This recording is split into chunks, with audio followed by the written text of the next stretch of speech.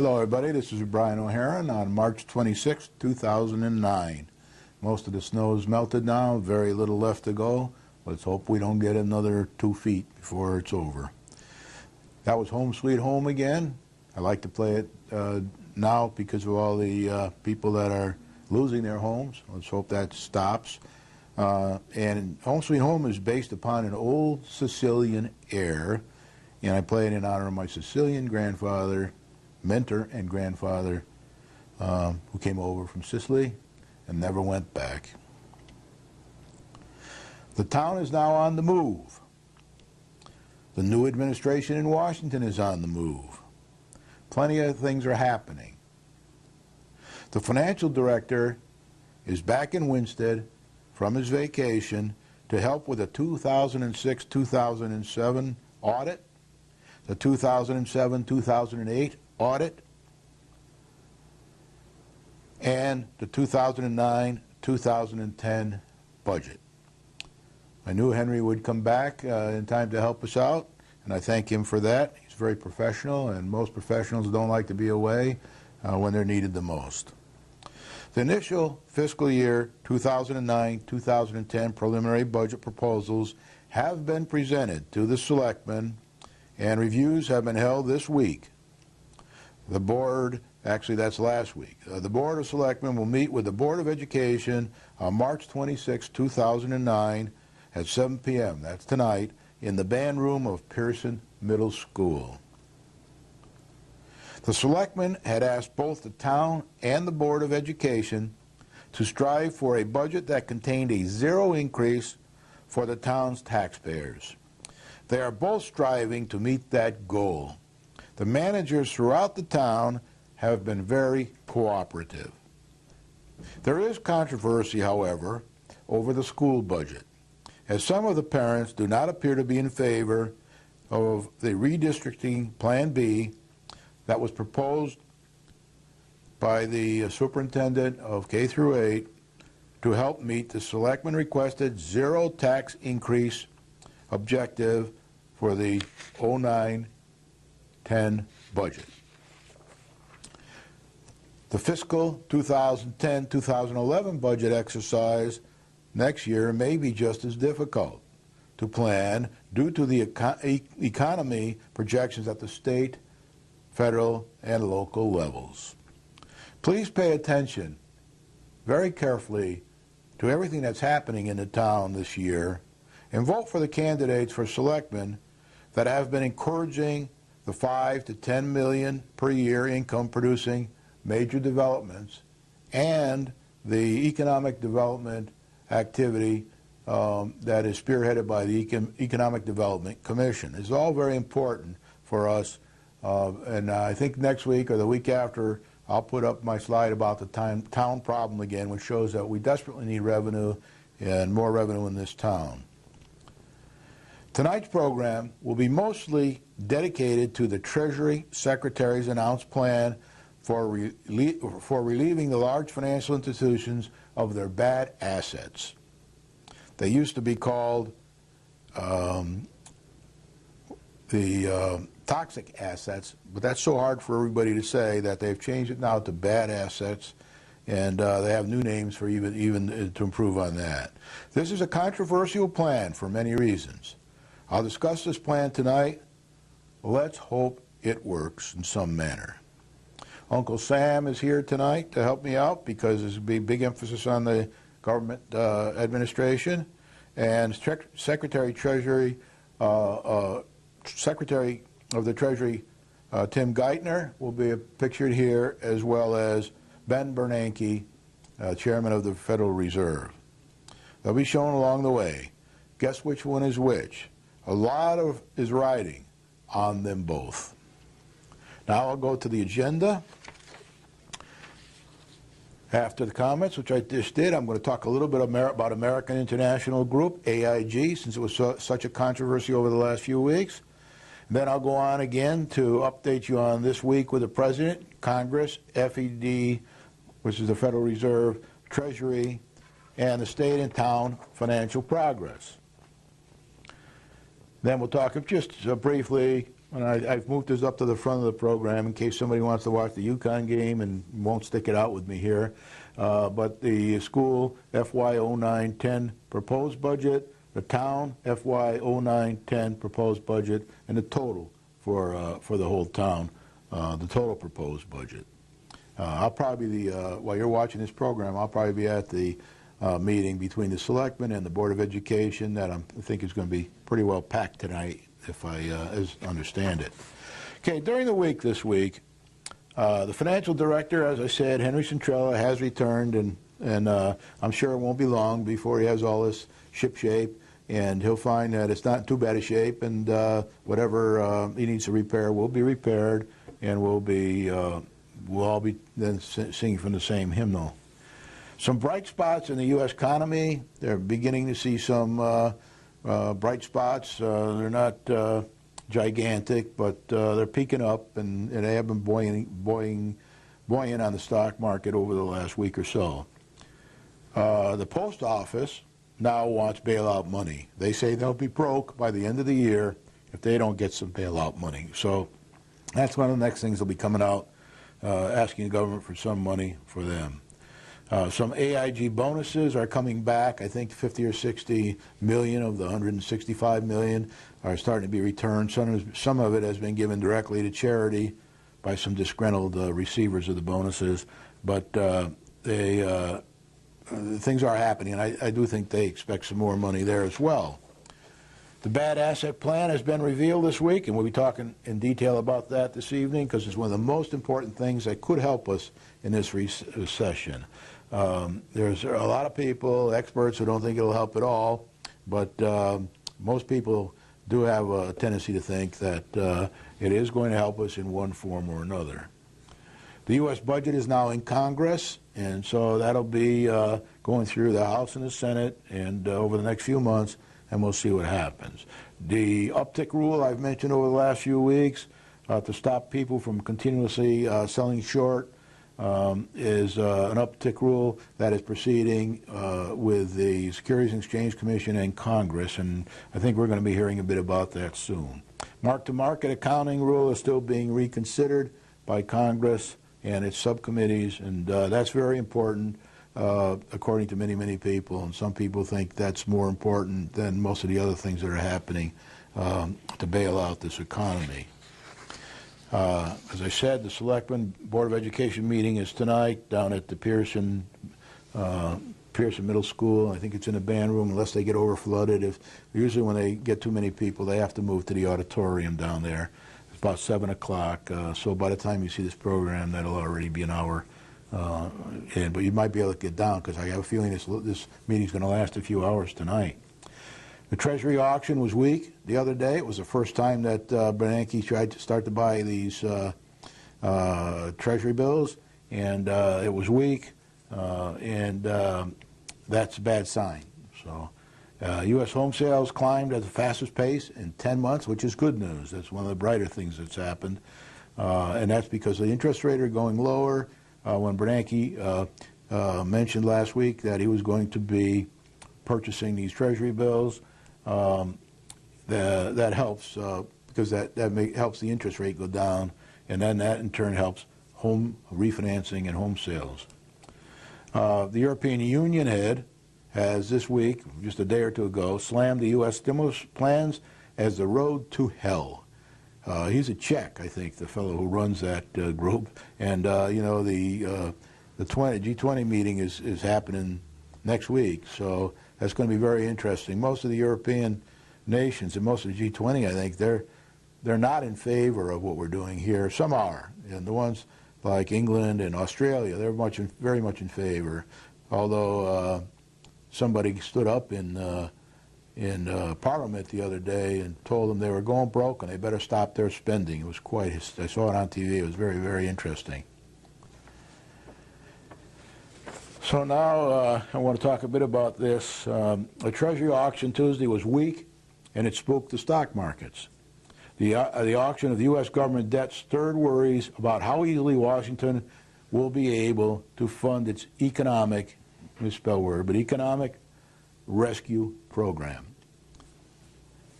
There's great fear in America and around the world that the Americans won't be able to fund all these trillions of dollars that they're planning to spend between the economic problems and the social problems that the president and his administration want to try to get a start on. Investors gave an unexpectedly cool response to a $24 billion auction of 5-year Treasury notes on Tuesday, just a day after a $40 billion auction of 2-year notes suggested strong demand. So on one hand we had strong demand, and the very next day we had a cool reception. Treasury prices also declined the following day, and the auction, what happens when, I got this a little mixed up, but when you have the auction and the prices decline, that means the yields go up.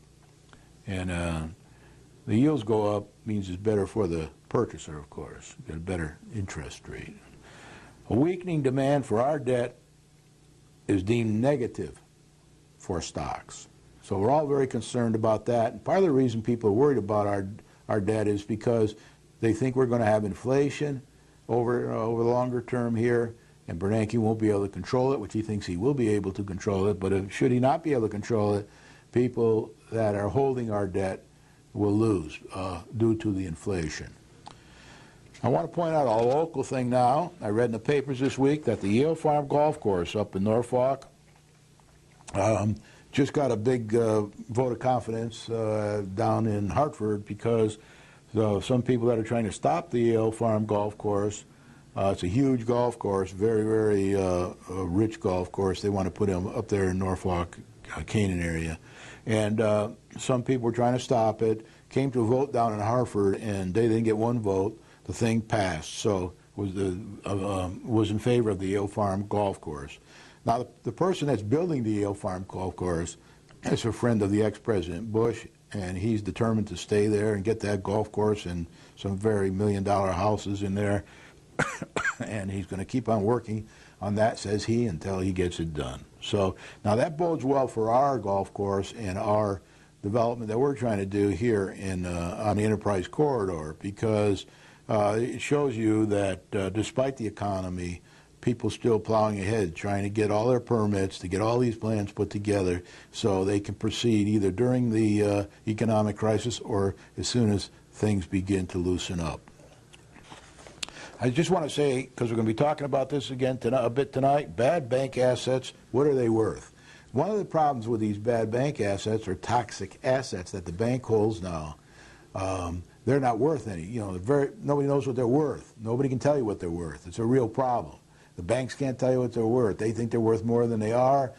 People who want to buy these assets think they're worth less than the bank thinks. So there's a deadly embrace, and nothing's happening with those assets. They're sitting on the bank's books, and when they sit on the bank's books, then depending on how the mark to market turns out, they could affect them pretty poorly. So a lot of people think that the real answer to this asset problem is to get mark to market squared away, and we'll know about that over next month or two. But nobody really knows what these assets are worth, and that's one of the reasons why the Treasury and the Fed and all, and the administration and the previous administration and president have been struggling over this issue. There's a couple $1 trillion worth of bad debt out there, they think, on these banks' books. I'm sure they don't know exactly what the amount is, but it's been estimated at that kind of number. Now, I'd like to talk a little bit about anger here. Anger. The president says he wants to manage without anger, and I agree with him. I think that it's very important that we don't have the kind of anger we've seen on television between the government and business, or business and government. That can't happen. And I think over the last week or two, that has subsided quite a bit, and there's a lot more understanding of the situation, and everybody's pointing, as I said last week, at everybody else for blame. But I think that's getting resolved now. There's a softening. We understand that the government can't solve this problem without the banks can't solve this problem without the government. The banks think the government are the culprits, the government thinks the banks are the culprit. Well, in actual fact, neither of them, they're all the culprits. Everybody helped get us into this pickle, and everybody has to help get us out. And I especially make a point of this because we have the same problem in Winston. You know, you can't manage with anger all the time. And, you know, we have one select person that keeps challenging people to debates all the time. Well, in my view, that's the wrong way to do it. What you want to do is sit down and talk to people and discuss things with people in an objective way. And you can see this very clearly at the federal level when you watch it on TV, when you see this anger that exists between the business community and the government. And we have the same thing here. So what you want to see is not people that are always challenging and debating and being angry. What you want to see is people sitting down, discussing things, and building up relationships with the people outside of the meetings so that they can communicate better inside and during the meetings, and trying to do it with respect for each other and not always trying to think that, oh, we finally got this guy. This is going to undermine this person, so let's beat on that one, right? That's not the way to do it. And I drew this little picture. It's a very simple picture, but meaningful. This is the government here, and this is business here. And in order to have a good symbiotic, happy relationship, it's got to be, to a certain extent, like Siamese twins. We got to work together. We got to be happy, not angry, and we've got to work out our problems as a town or as a country. And then when they get over to the G20 as the world, you'll see plenty of anger over there next week when the G20 meetings get televised. So let's learn a lesson from that. And debating is not the answer. That's a gimmick. What the answer is working together and keeping your word. Okay, the 2009-10 budget. Preliminary. These are still preliminary numbers. They're still being gone over by the finance director and the schools and the town personnel and the selectmen and town manager. And until I get better numbers, these are the ones that they've been talking about this whole time. $20,123,977 for the schools, which is about 65% of our budget. The town is $11,065,093, which is the other 35% of the budget, and the total equals $31,189,070. Now, I don't have time this week to go into this in any more detail because I want to get on with things that are going to help us the most to solve our problems, and they're not, at this point, we can't do much to solve our problems except cut our budget. In the future, we can do a lot to solve our problems, especially if we get in some real revenue producing businesses or stores or developments in this town. And right now, we don't have much of that in view for the next 4 or 5 years. So, progress. I want to talk a bit about AIG because it's been so dominant. AIG is the American International Group. It's a huge insurance group, AIG. It's globally interconnected colossus. It's a bit like Lloyd's of London. You know, many years ago, Lloyd's of London really got in financial trouble, as did a lot of its shareholders, over the whole situation with the toxic stuff in the schools and in the buildings over there. And they were getting sued left and right. They got in a lot of trouble. Well, American International Group is the same way. They've insured a lot of these toxic assets and a lot of things that went under, and everybody is now banging on them, so they're in deep trouble. They have 74 million customers worldwide and operations in more than 130 countries. AIG would, and probably still does, insure almost anything for a price, much like Lloyd's.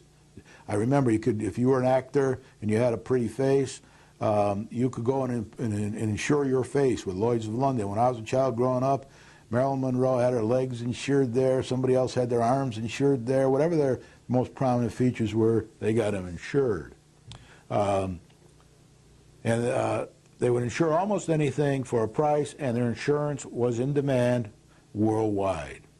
AIG was a victim of the economy and needed a bailout, heaven forbid, from the Treasury. The government determined that AIG was simply too big to fail. If you watch television news now and the economic news, you'll see that the rest of the world says, is America too big to fail? A lot of people don't think it is yet. I mean, it's always possible you could fail in the long run, and that's go bankrupt, but get all your debt canceled and everything else around the world. But most people don't think that's going to happen for quite a while, but it is a question. So we thought AIG was too big to fail, so they agreed to bail them out. The FED chairman, Ben Bernanke, said this week that the AIG's failure would have resulted in a 1930s-style financial and economic meltdown. The government has bailed out AIG 4 times so far in the last 6 months, costing about $180 billion in total. AIG has recently, and this is where the controversy all came in, AIG has recently paid at least $165 million in bonuses to employees who work the financial products division, and that's headquartered in Connecticut. And Connecticut has certain rules about and laws about bonuses and what you can and can't do there, and it kind of scared people away when they were trying to cancel these bonuses. It has been blamed for AIG's near collapse. The news of the bonuses surfaced as AIG declared a $62 billion loss, the largest in U.S. financial history. About $50 million of the $162 million in bonuses has been pledged back by the bonus recipients, some grudgingly, some not. Some of them are afraid they might lose their life over this. They've got all kinds of people crawling around their house, paparazzi, newspaper people, protesters, you name it. And a lot of them do live here in Connecticut. Following a large outcry from the president, who started a lot of this, Congress, and the public, more dollars may be on the way from the recipients of those bonuses. As a result, and by the way, the New York Attorney General is also chasing them because they're partly located in New York, so he's out there trying to get the money back as well and stop them from giving any more large bonuses. As a result of AIG and other bonuses, Congress is considering ways to retrieve large bonuses, bonus recipients of all government bailout recipients. So this should be bonuses of all government bailout recipients, and stop them from being given to their employees. This has become a sticky wicket for Congress and the President. So that is all happening now in Congress. They're trying to come up with a plan for how they're going to handle bonuses and salaries for people who receive bailouts from the government. This is tricky because if you need a bailout from the government, like say the post office, to stay alive, and you have to accept certain rules to do it, you may not ask the government for the bailout money. That could be good or bad for our country. If we want to encourage people to accept bailout money, or even force people to accept bailout money because it's for the good of America, then you're going to have a harder time doing that if people don't think they're walking into the mouth of a volcano. They don't want to do that. So they're going to try to avoid working with the government. As I said earlier, we want everybody to work with the government. We want the government to work with everybody else. We don't want to manage in anger, so a lot of work has to be done there. Same happens at the local level. We need people to work together, talk to each other, and not fight battles through the press and things like that, but work together as a team to try to help us get through these tough times. Now, the President. You might be seeing a picture here tonight of Ben Bernanke, the chairman of the Fed, and Tim Geithner, Secretary of the Treasury. That's the picture I'm going to be showing on and off from now on. The President will attend the G20 meeting next month. It's going to be very interesting. That's only a few weeks away. The budget is now being reviewed by Congress. His budget, it's a huge budget, and that's being reviewed by Congress. Again, that's controversial because it's such a big expense on top of all the things we're trying to do to save the economy. The president is pushing to for Congress to agree the controversial budget that he has submitted to them. He won't have any trouble convincing a lot of the Democrats, especially in the House. He'll have a little more trouble with the Democrats in the Senate, and that's still tricky there because the Democrats don't have the 60 votes they need there to get done in a simple way what they need. The president is trying to temper the bonus to bailouts issue. He is now trying to temper the Democrats and the Republicans and everybody, and trying to get everybody working closer with business on an equal and professional and courteous basis. And he himself, I think, has taken a big turn here. When he first came to office, he said, well, we can't just watch Wall Street. We just can't watch the stock market. But it turns out, that the stock market is a barometer. And it tells you what's happening and what people think is happening. And it's a pretty good indicator of the future. So now the president is spending more time trying to understand this and trying to see how his decisions will affect this barometer that we have down in New York and in London and in Tokyo. The president's trying to temper the bonus to bailouts issue as he does not want to manage in anger. I really like that expression. We can see that every time you look here, locally at the selectmen meetings, or at the BOE meetings, Board of Education, or if you watch the state stuff on Channel 14, I think it is, or 16, or if you watch the government stuff on Channel 21 and 22, and if you watch all the nightly news forecasts, people are either for or against, and they're presenting cases, and usually it's done in anger. The Congress is considering some change to that mark-to-market rule accounting rule I keep talking about. There are many people, especially in the financial community, that think that's one of the biggest things we can do right now is get that resolved. It probably takes a day to resolve it. It's been going on for 6 months. So they're getting a little impatient with this whole thing because they think it'll be a big help to help stabilize things in the financial community.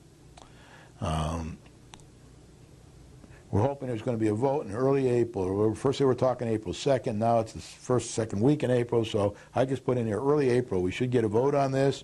They won't eliminate the rule, but they will make some changes to it to suspend it for a while or make it more palatable or make it a little easier. And the whole reason for changing that is to try to understand what these toxic assets are worth that are sitting on these banks' books. And once we know that, it's a lot easier to manage them. It's a lot easier for the banks to write them off. It's a lot easier for people to buy them. It's a lot easier for people to sell them. We're going to talk more about that now. This may or may not help the banks and investors to more easily determine the worth of the toxic assets. If you're a good toxic asset worth terminator, you will be worth millions of dollars now in this administration now. So volunteer if you know about how to pin down these toxic assets. Nobody seems to be able to get a handle on the worth of these assets. Congress may be considering another stimulus package, about $500 billion. That's going to be tough to get through Congress, but they are considering that, and we'll see what happens. I think they first want to see how this one goes for a while before they have to have some kind of political climate to bring that up. Right now, I think if they bring it up, probably won't pass, especially if there's a lot of pork in there. They're having a tough time, by the way, measuring the progress of the stimulus package. A big article on the internet today about that.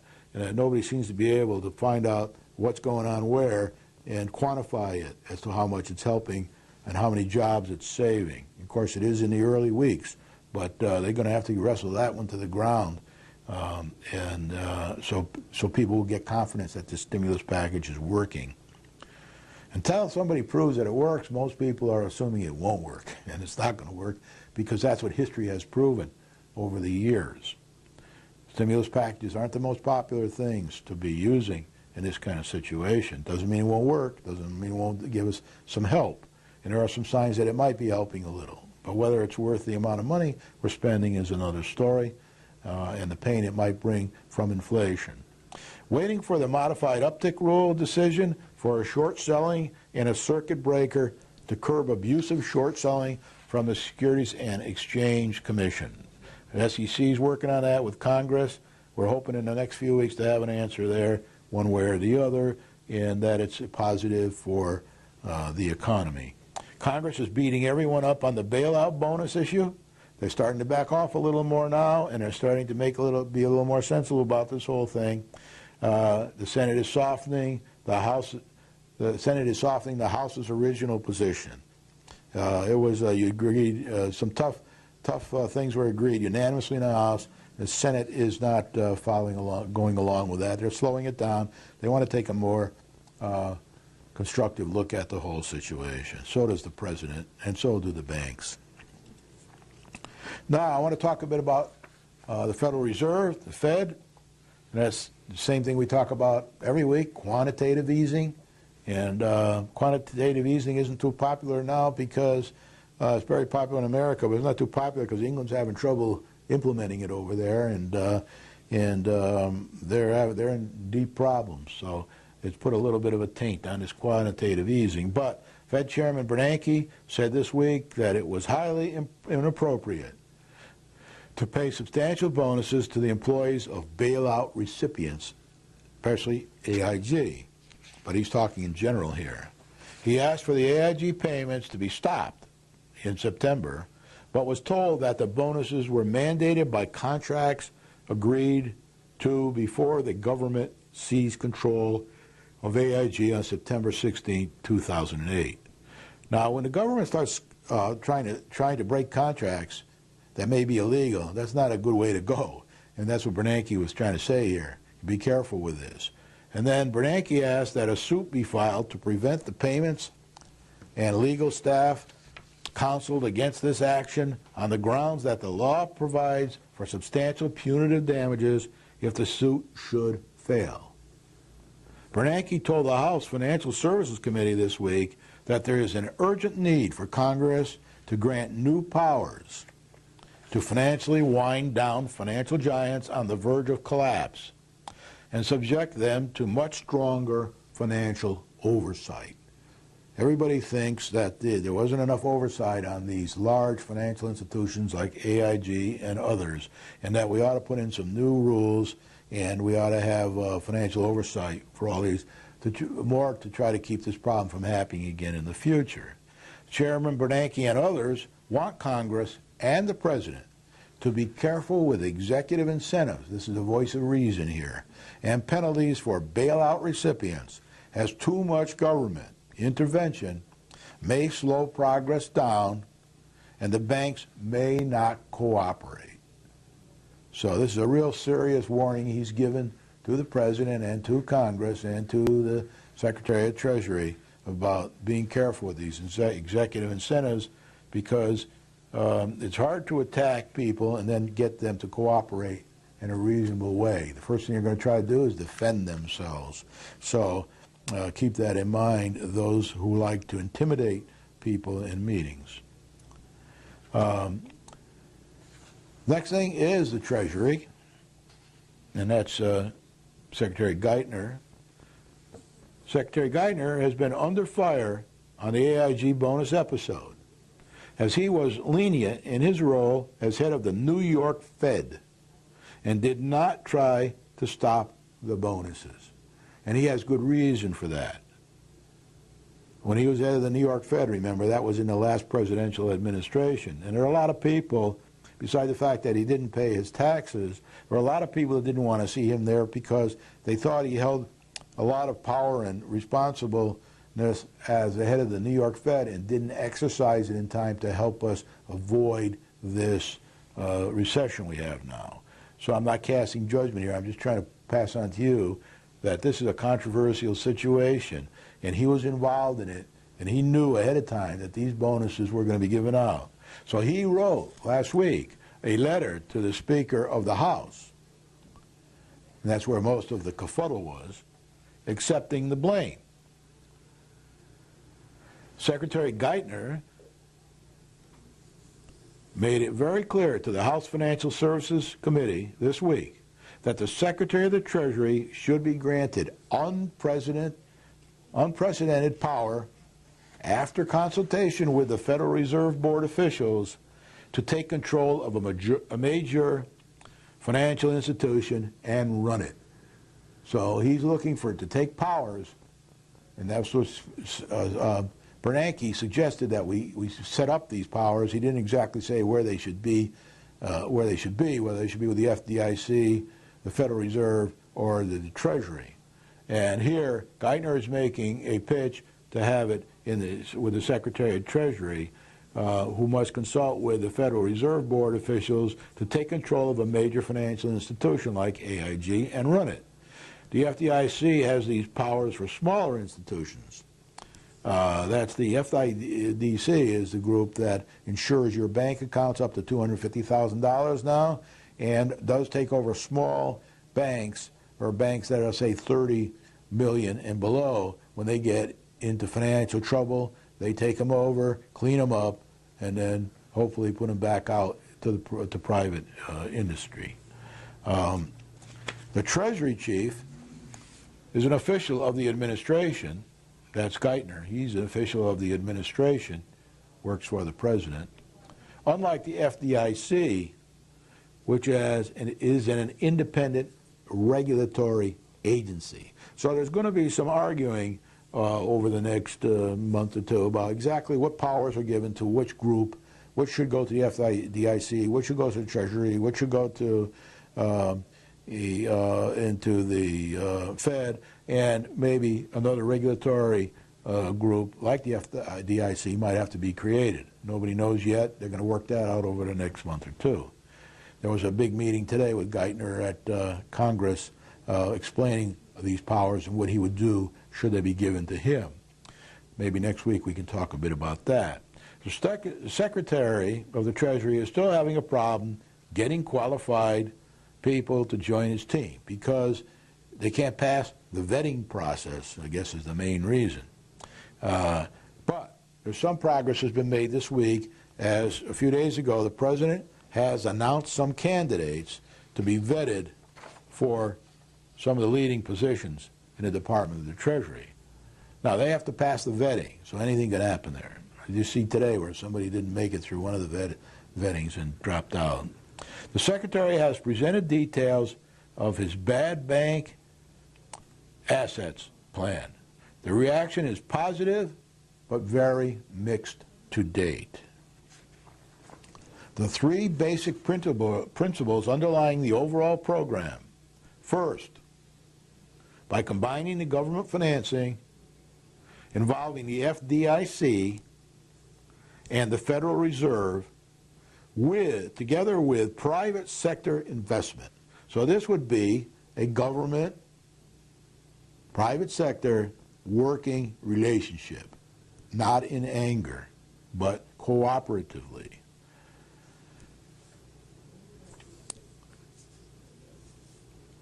Substantial purchasing power will be created, making the most of taxpayer resources. When they looked at how to solve this bad bank, bad assets problem, they figure the approach that Geithner has presented this week to Congress is the way to go. And they think that'll be more beneficial for the taxpayers as well as the economy. The jury is out on that. There's all kinds of different opinions along the normal distribution curve, but we'll find out. But meanwhile, we're moving on. And when it was announced, the market shot up 500 points. When he went there a few months ago and said he didn't have a plan, we just gave a concept, the market tanked by 350 or 80 points. So it's reversed that now, and was received positively. There were some other good things that happened on the same day, so it wasn't all attributable to this decision, but it was good, treated by most people as going in the right direction, if not a perfect approach. There will be a public-private effort, cooperative effort. A public investment corps will be formed. The Secretary wants to harness government and private resources to purchase $1.5 trillion worth of bad assets off the balance sheets of the banks. Now, once they get these bad assets off the balance sheets of the banks, they think that that's going to let the banks more freely give out loans to people. So that's what the intention of this whole thing is. And then these bad assets will be purchased from the banks by this group that Geithner's setting up, the joint group, and then they'll be sold sooner or later, over time, for a profit or a loss. These bad assets go back to the collapse of the housing boom. That's how they were created. That the bad assets go back to the collapse of the housing boom and the subsequent tidal wave of home foreclosures. So left these banks with all these foreclosed homes that they're all trying to dump and sell, and and a lot of losses on their books, because if they sell them for less than they have them on their books, then that's a loss. And they certainly don't sell them for more than they have them on their books, I don't think.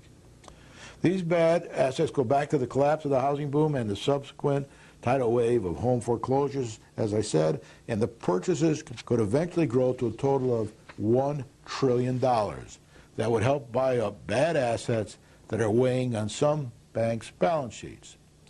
These bad assets are keeping many banks from lending to consumers and businesses that a healthy economy depends upon. The government will use resources from the $300 billion Troubled Asset Relief Program, commonly known as TARP, Bailout Fund, the Federal Reserve, and the Federal Deposit Insurance Corporation, FDIC, in its plan. So these private people will be working with these different government agencies to help get rid of these bad assets. The Treasury may ask for more money from Congress at a later date if necessary. Once they get a feel for how this works, then they will or will not ask for more money. What do you think they're going to do? Guess what? Probably going to ask for more money. It's too hard to predict right now, since we don't know what the value of these assets are or how this whole thing's going to work out. And they're a little afraid that some of these private people might not want to step up to work with the government because of this anger situation we've had over the last few months. So people say, well, why do I want to get involved with the government? They're going to beat me up. They're going to take away my bonus. They're not going to, they're going to change the rules after we make a deal. So we're hoping this all works out. But there are some people that are pretty leery of this whole thing and may not participate because of that. There are some people that already said they are going to participate, so that's a big help. The government will seek to entice private investors, including big hedge funds, to participate by offering billions of dollars in low-interest loans to finance the purchases of the toxic assets, bad assets, and will also share the risk if the assets fall further in value from their purchase price. So they're going to protect these private investors from losing a fortune.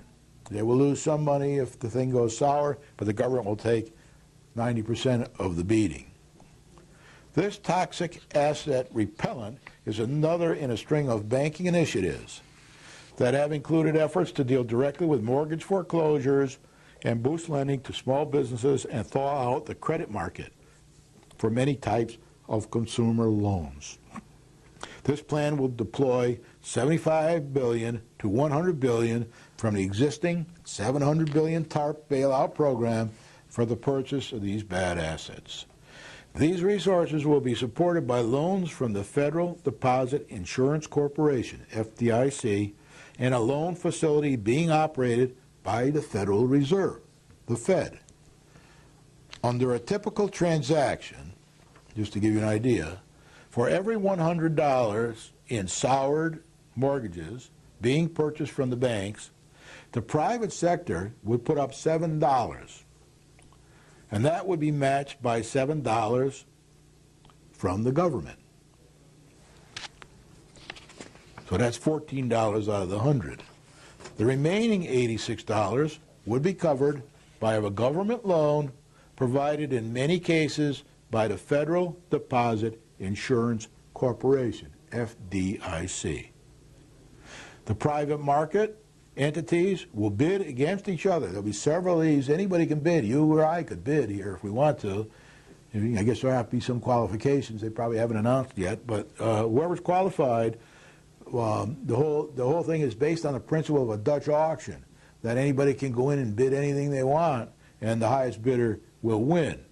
So the private market entities that are partners with the government groups on this will bid against each other to set prices for which the bad assets will be purchased. So this is a way of telling what these assets are worth. And they'll probably be different for every bank and every situation, but then once that happens for the first time, if mark-to-market doesn't tell us before that, once that happens for the first time, we'll begin to get a feel for how much these assets are worth. And when it happens for a second bank and a third bank and a fourth bank and a fifth bank and another financial institution, we'll be able to see numbers and take averages, and we'll get a pretty good feel for what it's going to take to buy all these assets and how many trillion it'll be. And then they're a little afraid that the banks might not want to sell these assets because they might not be getting enough money for them. So a lot of confusion in this whole area, and it's well worth watching. If you're a student, this is an opportunity of a lifetime. As I say, there's plenty happening here now. It's great system thinking for Darwinian thinkers, system thinkers. It's great financial thinking for people who are interested in the financial world and studying economics. This is great stuff, and you can tape it all if you want and then replay it for the rest of your life, and you'll be real happy with this. The government itself would, did I get that far? No. The Secretary expects competitive participation. That's one of the keys to this thing. You can't have an auction unless you have a bunch of people bidding on this. So you got to have competitive participation by a large array of investors ranging from pension funds and insurance companies to hedge funds. So there'll be all kinds of people out there trying to bid on these assets, and you'll hear them say so on these TV programs. They ask them, are you going to bid on these assets? Certainly, or no, never. There'll be some rule there. And the government itself would shoulder the bulk of the risk, 90% versus about 10% for the private industry if things go sour. If there's a large profit, then they'll both share in the profits as well. So they're hoping there'll be some of that. Some say that there would be more than $2 trillion in troubled assets on the bank's books. Moody's has estimated that the government will need another $400 billion to make a sufficient dent in the bad asset problem. The administration has included a placeholder for an additional $700 billion in its budget request to Congress last month. But the prospects of getting this through Congress at this time may be dim. The private companies could stand to gain or lose their investments, the 7% that they put in the first place, in each public-private investment fund. So there'll be many of these public-private investment funds formed by investors with the government, and they'll all bid in this Dutch auction. The DIC will be tapping its own credit lines with the Treasury and would lend $6 for each dollar invested by the Treasury and private investors. If the mortgage pool eventually turns bad and runs big losses, the private investors would be able to walk away from their FDIC loans and leave the government holding the soured mortgages and the bulk of the losses. This is Geithner talking, not Brian O'Haron. A pool of bad residential loans with a value of, say, $100 of bad residential mortgage loans with a face value of, say, $100 is auctioned by the FDIC. Private investors would submit bids. The top bidder in this Dutch auction, an investor offering $84, would win and purchase the pool. The FDIC would guarantee loans for $72 of that purchase price. The Treasury would then invest half of the $12 equity with funds from the $700 billion TARP. The private investor would contribute the remaining $6. This might ease the paralysis that has surrounded the assets up to now. As of now, no one knows, as I said, what the assets are worth. The banks may say they're worth more. The investors say less, and might be able to do it. Some people are even suggesting that these auctions have a minimum bid. The banks can say, we only accept this if it's above a certain minimum bid, like they do in house and other auctions. Private investor stands to make a considerable return if prices recover. The government will make a gain as well. In the worst case, the bulk of the risk would all fall on the government.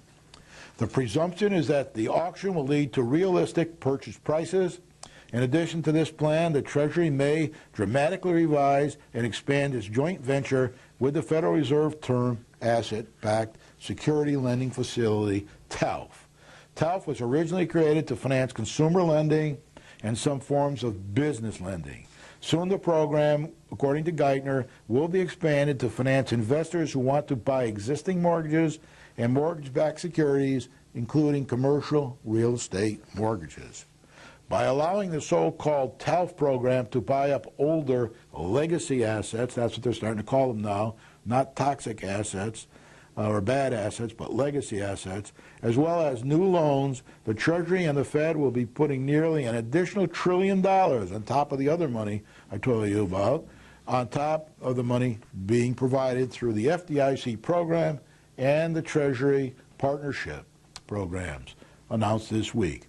Let's hope it works. We'll keep you informed along the way. Keep your eye on the financial programs and all the other things, newspapers, articles, and all that kind of stuff. The state, the Governor's Stimulus Task Force has allocated, this is very important, has allocated a first round of funding of $1,135,348 in federal money from the stimulus package to the Litchfield Hills Council of Educated Officials, LHCEO. We've talked about that group. I've attended some of their meetings. We've talked about that on this program before. And that's for shovel-ready projects. Remember, we asked for $40 million for shovel-ready projects. So far, this is the amount that's been given to LETCO. And LETCO, the regional planning organization for 11 Northwest Corner communities, of which we are one, will prioritize a list of 30 projects totaling nearly $35.2 million. So we have that $35.2 million in this category of projects where the whole area is going to get $1 million. So you can see we're not going to get a heck of a lot. We might get 200,000 or 300,000. We don't know yet. We'll know that when they LETCO makes their decisions. And we have a representative. Usually it's the mayor who goes. Sometimes it's the deputy, whoever the second in charge is called. I guess it's the, I don't know, deputy. I don't know. Anyway, it's for shovel-ready projects that include reconstruction. Now, some of the examples that were in the paper about this were Holabird Avenue, including the bridge, Colony Drive, Wetmore Avenue, and the Newfield Road. That's the area. These are the projects that we're asking for money for. And we'll know in a week or two or whatever. We should know by April, mid-April for sure. Some cuts in the state aid are expected, although we think we're going to get another $1.5 million or so from the state. Well, we're not positive. It could be more or less. And that would go, again, for shovel-ready projects. Also from the state, and I mentioned this on previous programs, we're getting $133,991 for the Winchester Housing Authority. Remember, we're getting other monies to put in all kinds of sidewalks there in back of the town hall and street lighting. This will help us with senior housing, this $133,991. So we appreciate that. It would be $142,658 for Title I for K through 12 disadvantaged children. That includes the high school, Winchester, and that's all for the Winchester School District. $350,000 for children with disabilities education, Winchester School District. That's all K through 12. And then $20,241 for justice assistance in the town of Winchester. Now, the town manager's proposed budget has been reviewed with the town managers by the selectmen last week. I went to those meetings. The information is still preliminary. Some corrections and reductions may be needed. The financial director has returned from his vacation as expected to help with the 2006, 2007, and 2007, 2008 audits, as well as the 2009, 2010 budget. The meeting between the Selectmen and Board of Education will be held on Thursday, that's today, March 26th, at 7 p.m. in the band room at Pearson Middle School. It should be a doozy, as parents are up in arms over the proposed redistricting plan, Plan B, proposed by the Superintendent of Schools and the Board of Education to try to get their budget to a zero tax increase for the rest of the town. And between the town manager and the schools, they're both shooting for this zero tax increase. Some people, everybody I think agrees with the zero tax increase. A lot of people don't agree with how we're going to get there, but a lot of work is happening. It'll all resolve itself over a month or two and be put out to the town meeting, annual town budget meeting for review. With that, I want to thank you very much. I hope you enjoy yourself and have a good week. Thank you.